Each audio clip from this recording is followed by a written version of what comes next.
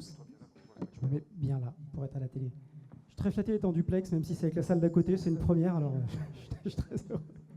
Je crois qu'Alexandre nous a vraiment envoyé dans le futur, dans le présent et le futur avec l'algorithmie. On va revenir un petit peu au présent et je vais vous restituer les chiffres clés du baromètre Sowine. C'est un baromètre qui étudie les comportements des consommateurs sur le digital. Donc, juste en quelques mots sur Sowine, on est une agence de conseil en marketing et en communication spécialisée dans le monde des vins et spiritueux. Et c'est pour ça que depuis 6 ans, on s'intéresse de près pour nous et pour nos clients aux évolutions des comportements des consommateurs sur Internet lorsqu'il s'agit de choisir et d'acheter du vin. L'idée, c'est de vous restituer les grands chiffres clés du baromètre 2016-2017. Le prochain va sortir en janvier prochain, donc c'est des chiffres qui sont de cette année. Sur 3 grands aspects. Le premier, c'est les achats en ligne. Le second sera l'influence, comment se construit l'influence, le choix du vin. Et le troisième, ce sera les usages en mobilité et tout ce qui est nouvelles devices, nouveaux comportements. En premier, ce qui concerne les achats en ligne, on observe ça depuis donc maintenant pas loin de 6 ans. Hein. Ce qui est intéressant, c'est de voir qu'en 2011, on avait à peine une personne sur 10 qui avait déjà acheté du vin sur Internet, et qu'en 2016, on est à plus d'un tiers, 34% des gens, qui déclarent avoir acheté du vin sur Internet. Ce qui est intéressant avec ce chiffre, c'est que même s'ils ont acheté qu'une seule fois par an, on sait que dans le commerce électronique, il y a des effets cliqués. C'est-à-dire qu'une fois qu'on a acheté quelque chose sur Internet, souvent on va avoir du mal à revenir en arrière. Pour ceux qui se font livrer leurs courses, par exemple, chez eux, ou qui se font livrer des colis lourds, une fois qu'on a pris le luxe de se faire livrer chez soi à domicile quelque chose, on a un petit peu du mal à revenir en arrière. Donc ce qui est intéressant dans ce chiffre, c'est qu'on a cliqué, entre guillemets, un tiers des Français aujourd'hui sur l'achat de vin en ligne. Ils ont franchi le cap. Quand on regarde plus concrètement leur fréquence d'achat, c'est là que ça rend un peu plus modeste, ou en tout cas que ça ouvre beaucoup de perspectives, selon comment on regarde le verre à moitié plein ou à moitié vide. C'est qu'on a 66% des gens qui n'ont donc jamais acheté en ligne et seulement 7% qui achètent régulièrement. Et la plupart, plus de la moitié des acheteurs en ligne, n'achètent que quelques fois par an. Donc, il y a encore un vrai potentiel de croissance sur les achats en ligne. Une autre information intéressante et une vraie évolution, c'est quand on demande aux gens le budget qu'ils vont consacrer à à l'achat d'un vin en ligne, on constate que sur Internet, les gens vont plutôt avoir tendance à acheter des vins de catégorie supérieure, qu'on va appeler premium, super premium. On est sur la catégorie 11-20 € qui est surreprésentée par rapport aux vins moins chers. Et ce qu'on peut voir surtout, c'est que cette évolution, il y a une évolution, c'est-à-dire que les gens, un petit peu comme s'ils avaient pris confiance dans le service qu'ils trouvent sur Internet, les gens ont de plus en plus tendance, en tout cas sur les 3 dernières années, à acheter des vins du haut du panier, enfin, on va dire entre 11 et 20 €. Quand on se rappelle que le prix d'achat moyen d'un vin en France en grande distribution est autour de 3 €, entre 11 et 20 €, on commence à parler de vin haut de gamme. On n'est pas dans les grands crus classés, mais on est plutôt sur le haut du panier.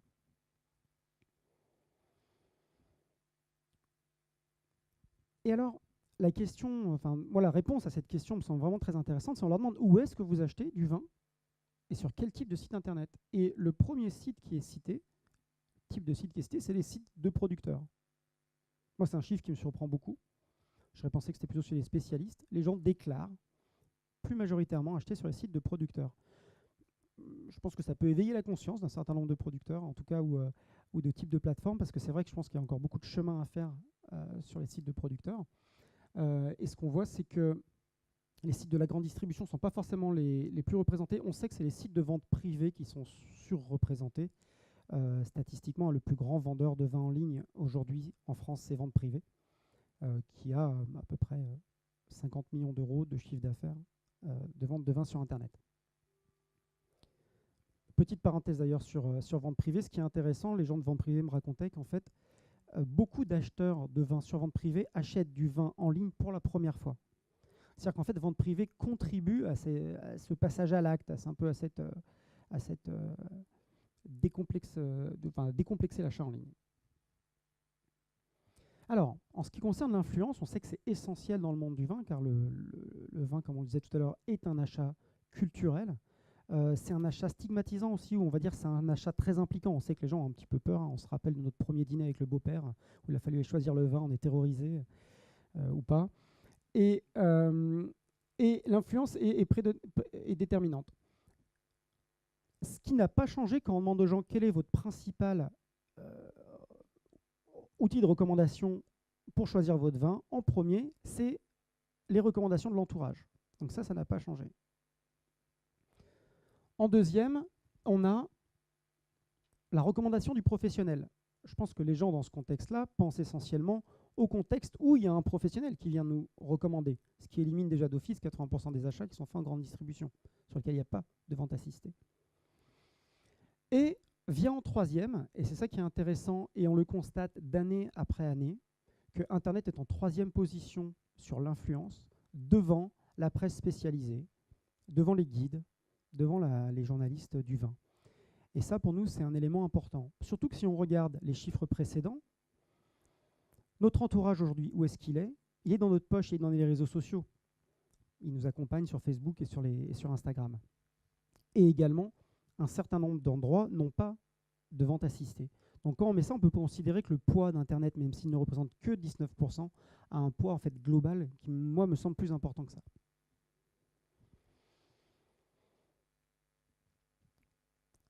Encore une fois, pour moi, c'est un vrai signal d'alarme pour les gens d'entre vous qui produisez du vin ou qui sont producteurs, c'est que près d'un consommateur sur deux, un acheteur de vin sur deux, consulte les sites Internet des producteurs de vin. C'est vraiment significatif. Je pense qu'il y a très peu de... je pense que c'est même pas le pourcentage des gens qui lisent le mode d'emploi d'une télé quand ils l'achètent. Je pense qu'il y a moins de gens qui lisent un mode d'emploi de leur télé quand ils l'achètent que de gens qui vont voir le site du producteur dont ils ont acheté le vin. Donc encore une fois, s'il fallait marteler et insister de l'importance d'une présence digitale, le chiffre le montre. Un sujet dont on parle depuis longtemps, les blogs. Est-ce que les gens consultent des blogs? Alors, quand on dit blog, aujourd'hui, on peut l'étendre un petit peu plus général à la notion même d'influence, hein, c'est-à-dire le poids d'un blogueur sur Facebook. 64% des Français lisent des blogs. C'est significatif, c'est 2/3. Et le sujet numéro 1, le premier thème des blogs qui sont consultés sur Internet, c'est la gastronomie. Alors, ce n'est pas le vin directement, la gastronomie. Enfin, tout particulièrement en France, c'est quand même deux sujets qui sont très connexes, qui sont très liés. Et d'ailleurs, petite parenthèse, et même c'est plus qu'une parenthèse, c'est presque un appel. Je pense qu'aujourd'hui, nous, la filière vin, on a un petit peu de mal à décomplexer la parole des gens qui parlent de gastronomie sur Internet. On voit qu'ils ont du mal à parler de vin, et la raison pour laquelle ils n'en parlent pas, c'est qu'ils ont peur, entre guillemets, de se tromper. Ils ont peur de dire une bêtise, ils ont peur de dire qu'ils aiment, parce que, oulala, que vont penser les experts qu'ils ne sont pas? Et c'est un vrai sujet, je crois qu'il faut qu'on arrive à donner envie aux blogueurs, aux blogueuses, à tous les influenceurs numériques de parler du vin avec leurs mots, et c'est pas grave s'ils se trompent, et c'est pas grave s'ils disent robe à la place de dire tanin ou polyphénol. C'est pas très très grave. Ce qu'il faut, c'est qu'ils en parlent, et je pense qu'on a un travail collectif à faire là-dessus. Sur le vin, il y a quand même près de 20% des consommateurs qui déclarent suivre des blogs ou lire ou tomber parfois sur des blogs liés au vin. Donc c'est pas négligeable. Et encore une fois, au-delà de ça, ce qui est le plus important, c'est que 85% d'entre eux accordent du crédit, accordent de l'importance à ce qui est écrit sur les blogs. Et c'est ça le plus important. On sait qu'il y a une grande défiance envers les médias. Et là, les gens nous déclarent avoir vraiment confiance en le contenu qu'ils trouvent.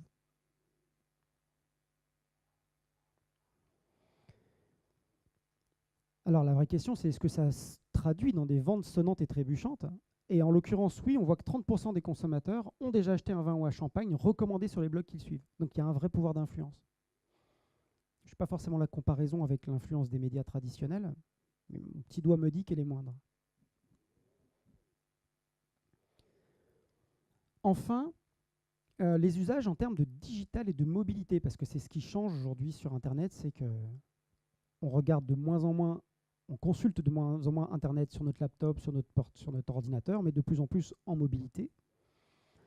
La mobilité dans le monde du vin, avant, c'était un petit peu ça. Mais maintenant, on sait que 84% des Français sont détenteurs d'un smartphone, et encore, je pense que ça a un peu augmenté. Et 50% possèdent une tablette. Je vais passer sur ces stats-là. Mais ce qui est intéressant, et moi c'est un chiffre qui m'a surpris, que je trouve assez élevé, en fait. C'est qu'un tiers des Français déclarent avoir une application dédiée au vin sur leur smartphone. Ça ne nous dit pas s'ils l'utilisent, ça ne nous dit pas la fréquence à laquelle ils l'utilisent, mais un tiers des Français qui ont une application liée au vin, ça me semble important.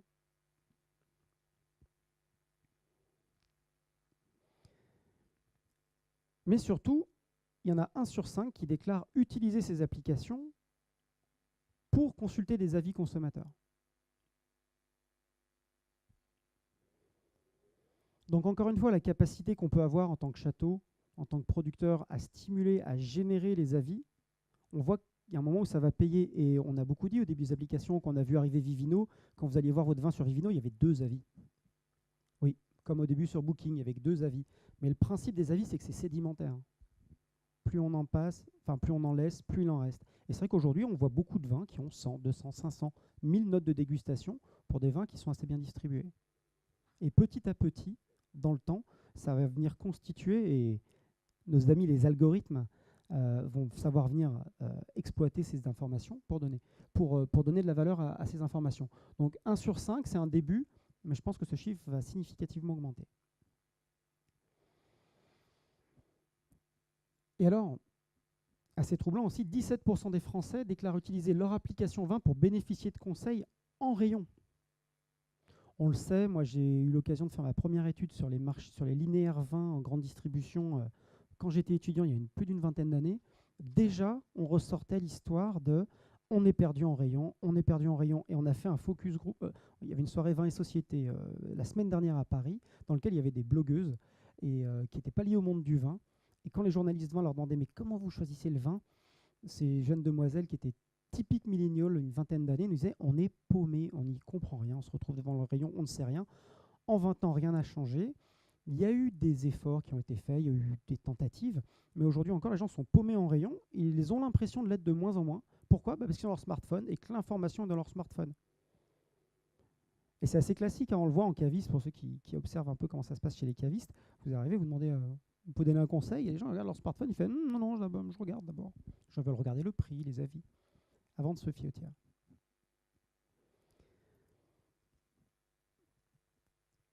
Alors, également, et ça c'est le rôle des applications type Vivino, des choses comme ça, c'est que ça nous donne des informations sur le prix du vin. C'est-à-dire que vous êtes au restaurant aujourd'hui, vous scannez un vin, vous savez quel est son prix dans le restaurant d'à côté. Je pense que les rois du coef 8 en restauration ont des petits soucis à se faire pour demain quand même, parce que ça va se voir en fait. Ça va se voir. Quand vous achetez une Côte-du-Rhône de chez Guigal au puce à Saint-Ouen à 45 €, il y a un moment où l'Américain il va s'en rendre compte quand même. Et ça va nourrir des belles discussions, je pense. Et également, et ça c'est intéressant, et l'éclairage que ça nous donne, ça c'est sur l'interface. L'interface qu'il faut mettre en place, c'est qu'aujourd'hui les achats se font en ligne. Vente privée me racontait, plus de 50% des achats qui sont passés après 20 h le soir sont faits à partir d'une tablette. Pourquoi ? Parce que c'est le soir, on se met dans son salon, hop, on reçoit son petit mail vente privée, puis on va regarder ce qu'on va s'acheter comme habit, ce qu'on va faire comme voyage, et hop, une petite caisse de vin. Et aujourd'hui, les achats vont se faire en mobilité de plus en plus. Donc, gros point de vigilance sur les interfaces. C'est vrai qu'on a fait son site en ligne quand on est producteur. Est-ce que ce site est responsive, comme on dit ? Est-ce qu'il est adaptable en lecture mobile ? C'est vrai que moi, à titre personnel, moi, je fais beaucoup d'achats en mobilité quand j'attends mon tram, quand j'attends mon métro, quand j'attends mon bus. Je fais des achats en mobilité, c'est un passe-temps, entre guillemets. Et c'est un nouveau passe-temps. Donc aujourd'hui, c'est 30% des gens qui ont déjà acheté du vin sur une interface mobile, et on peut être certain que ce chiffre va croître de façon exponentielle. On a voulu savoir chez les acheteurs de vin à quelle fréquence ils consultaient les médias sociaux suivants. On va voir qu'on est quand même surtout sur des gens qui regardent Facebook. On est sur des générations qui sont peut-être un peu moins la génération Snapchat pour l'instant. Mais bon, Facebook reste encore le média social préféré. Ce qui est intéressant, c'est de voir quand même qu'on a, sur la cible 18-25 ans, on a encore 70 personnes, des gens qui regardent Facebook et qui sont acheteurs potentiels de vin. Twitter, on peut se poser des vraies questions. On voit qu'il y a des évolutions, c'est un modèle qui se cherche un petit peu. Sur nos acheteurs un petit peu traditionnels, qui est l'homme, l'homme consommateur de vin, on va dire, ou la femme, on est quand même sur d'assez faibles usages aujourd'hui. Donc, quand on va devoir investir en termes de communication sur le digital, Twitter, vrai point d'interrogation, quand on doit aller parler au consommateur final. On pourra en reparler sur les acheteurs professionnels, mais ce qu'on voit, c'est qu'aujourd'hui, sur Snapchat, à moins de cibler le 18-25 ans, il n'y a pas encore un fort potentiel, mais encore une fois, c'est une plateforme Snapchat qui est en train de se chercher. Et je crois qu'il faut être vraiment attentif aux nouveaux usages. Ça va permettre de faire beaucoup de choses. Et moi, je pense que c'est un bon pari à faire que d'aller regarder Snapchat. Si vous ne l'avez pas, allez voir ceux de vos enfants. Parce que je crois qu'aujourd'hui, quand on regarde dans la rue, les ados, ils ne font que ça. Hein. Enfin, je pense qu'ils ne font que ça. Être sur Snapchat, c'est assez troublant. Donc intéressons-nous à ce support, peut-être pas pour aujourd'hui, peut-être pas pour notre consommateur traditionnel de Grand Bordeaux, mais allons quand même jeter un petit coup d'œil. Quand on regarde les thématiques que les gens suivent sur les médias sociaux, sur les réseaux sociaux, ce qui est intéressant, c'est qu'encore une fois, la gastronomie, juste derrière la musique, et quand on donnait les exemples en algorithmie, on voit que la musique prend une part importante sur tout ce qui est digital. La gastronomie, c'est juste derrière. Donc encore une fois, apprenons à travailler avec les gens de la gastronomie. Mais le vin et spiritueux, c'est pas négligeable du tout. On a l'impression qu'elle est un petit peu en fin de classement, parce que c'est en bas du tableau. Mais quand on regarde, c'est juste entre l'art et la politique. Donc c'est un vrai sujet d'intérêt. 20% des gens s'intéressent au contenu des médias sociaux sur Internet. Donc nourrissons cela. C'est une vraie... on se plaint souvent, on fait un peu les pleureuses, un peu souvent, avec « ouais, nanana, là, il y a la loi E20, ouais, nanana, on nous empêche de parler ». C'est un mythe. Hein. Le vin est le seul produit qui a le droit à la une des mensuels tous les ans. Il n'y a pas d'autres produits, d'autres catégories de produits, à part l'immobilier, qui a le droit d'avoir des magazines spéciaux tous les ans. Mais bon, on fait un peu les pleureuses, on pense qu'on nous empêche de parler. Bah là, sur les médias sociaux, les gens s'intéressent à ce sujet, profitons-en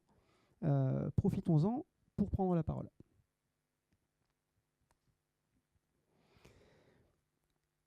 Les médias sociaux, c'est le monde du partage. Est-ce que les gens ont envie de partager leurs expériences liées au monde du vin ? Eh bien oui. Alors tout particulièrement chez 18-25 ans, mais pas seulement. Ce qu'on regarde, si on fait une grosse moyenne, on a quasiment un tiers des personnes qui vont partager leur expérience. Je suis en train de boire un verre de rosé au bord de ma piscine. Je suis en train de boire un beau Bordeaux au restaurant. Je suis en train de boire un cocktail. Les gens vont en prendre de plus en plus, prendre la photo et partager ça. Parce que oui, qu'est-ce qu'on partage sur les réseaux sociaux ? Rarement la dernière facture EDF. On préfère plutôt partager le petit moment chill out, hashtag rosé piscine, hashtag grand cru, qu'on va partager avec ses amis sur les réseaux sociaux.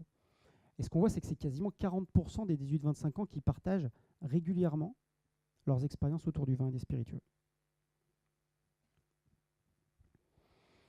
Et enfin, tout à l'heure on parlait vraiment d'Internet, mais si on parle des réseaux sociaux, les réseaux sociaux aussi ont un pouvoir d'influence, puisque un Français sur 5 a déjà acheté un vin ou un champagne recommandé sur les réseaux sociaux. Donc là, plus forcément recommandé par un influenceur ou par un site ou par une parole entre guillemets autorisée, mais par nos pairs, par nos amis sur Facebook. Donc il y a un vrai pouvoir d'influence, donc la capacité qu'on va avoir en tant que producteur à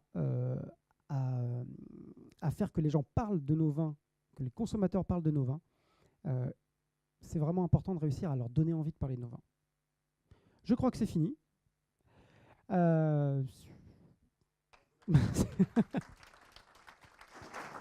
Merci beaucoup. Merci beaucoup Arnaud pour tous ces chiffres qu'on va mettre du temps à digérer. Mais voilà, au-delà des chiffres, c'est les tendances et c'est très intéressant. Est-ce qu'il y a des questions pour Arnaud dans cette salle ici? Oui, je vous amène le micro. Bonjour, moi j'ai une question sur la méthode de l'étude, savoir comment vous avez récolté les informations et combien de personnes avaient été interrogées. Tout à fait, c'est vrai que je ne l'ai pas précisé au début parce que sinon ça fait le slide chiant du début de présentation sur la méthode. Mais c'est super important, c'est plus de 1000 personnes, c'est 1080 personnes. Technique des quotas, c'est fait par notre partenaire qui s'appelle SSI, qui est un des leaders mondiaux de ce qu'on appelle l'Access Panel. Et donc en revanche, ce sont des données qui sont collectées en ligne, comme 90% des sondages aujourd'hui, et sur un peu plus de 1000 personnes représentant de la population française, qui sont filtrés par le fait qu'ils consomment ou non du vin. C'est notre entrée principale, bien sûr, on ne s'adresse qu'à des consommateurs de vin. Donc une méthode de sondage classique aussi fiable que toutes les autres. Voilà. Allô, est-ce qu'il y a des questions ici? Non? Pas de questions. Bon, ils sont très sages de l'autre côté. Donc, mais il y en a une autre ici. Vous distinguez le vin du champagne.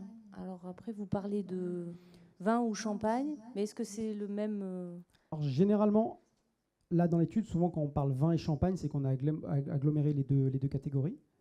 Et il y a des fois, on va les distinguer, mais pas particulièrement dans cette étude. Souvent, là, quand on parle vin, c'est vin et champagne dans cette étude. C'est dans sa globalité, Oui, en fait. tout à fait. Ouais. Parce que sinon, la question se posait, est-ce que réellement il y a une différence? Oui, Parce que c'est quand même pas les mêmes, tout à peut-être fait. les mêmes attentes. Tout à fait. C'est là, dans cette étude-là, dans d'autres études, on les distingue. Dans cette étude-là, on les agglomère. Il y aurait certainement des distinctions à faire, par contre, avec les spiritueux, par contre. Oui. Je pense que ça serait très différent. Là, en l'occurrence, sur les spiritueux sont distingués, par exemple, dans est-ce qu'on relaie l'information sur les réseaux sociaux. Les vins et champagnes, ils sont distingués des spiritueux. Oui, bonjour. J'ai une petite question. Excusez-moi, je reviens sur la base de consommateurs que vous avez choisi. Donc, vous avez pris les consommateurs qui étaient déjà sur le web. Donc, il y a déjà un filtre énorme là, si je peux me permettre. Et les consommateurs, ces consommateurs, ils étaient où? Enfin, ils ont tous acheté, tout produit confondu. Et là, vous leur avez posé la question? Alors, ces consommateurs, on n'a pas dit acheteurs, c'est consommateurs. C'est-à-dire l'écran de screening, ce qu'on appelle l'écran de screening au début, est un écran qui dit est-ce que vous consommez du vin, oui, non. Oui, mais c'est à quel endroit? Enfin, sur tout- Amazon, des choses comme ça? Alors, si on rentre vraiment sur la technique Ouais. de choix, de méthodologie du panel, ça va être un tout petit peu ouais, fastidieux. Enfin, aujourd'hui, 95% des sondages que vous lisez dans la presse ou auxquels vous accédez sont des sondages qui sont faits sur la technique dite des quotas en ligne par des access panels. Donc, on peut revenir sur les avantages et les inconvénients et entre autres les biais liés au fait qu'on pose des questions sur l'usage digital à des gens qui sont sur le digital. Oui. On considère aujourd'hui globalement que le taux de pénétration d'Internet est suffisant pour considérer les access panels via Internet. Il y a toute une littérature académique là-dessus. Donc on peut considérer les access panels sur Internet fiables et représentatifs statistiquement. Quand bien même, effectivement, des gens qui n'iraient pas sur Internet ne sont pas dessus. Aujourd'hui, des gens qui ne vont plus du tout sur Internet, on commence à toucher une frange extrêmement restreinte de la population, qui plus est, qui ne va pas forcément être, enfin, si on pense aux jeunes enfants ou aux personnes très très âgées qui ne sont pas en plus dans notre cœur de cible. Donc je pense qu'en termes de biais, il n'y a pas un biais énorme en fait. Pour autant, quand vous faites le rapprochement entre votre analyse, notamment sur 50% des gens achètent des vins chez les producteurs, et quand vous faites le ratio de l'autre côté, en demandant aux producteurs, quand on connaît les chiffres d'achat des producteurs sur leur site, c'est très étonnant. C'est un vrai sujet. Pour moi, c'est un vrai sujet. Ce chiffre nécessite effectivement de rentrer un petit peu dans les détails. Ouais. Après, je pense qu'au-delà aussi des chiffres très précis, on n'est pas dans des sondages politiques où ça va se jouer à un point près. C'est quand même des tendances et qui peuvent s'observer aussi certainement. Et je ne sais pas pour faire de la pub, mais vous faites le baromètre. Vous faites le baromètre tous les ans. Et donc, c'est de voir les évolutions. Et ça, à panel égal, c'est très intéressant également. Oui, tout à fait. Et puis nous, on se cale.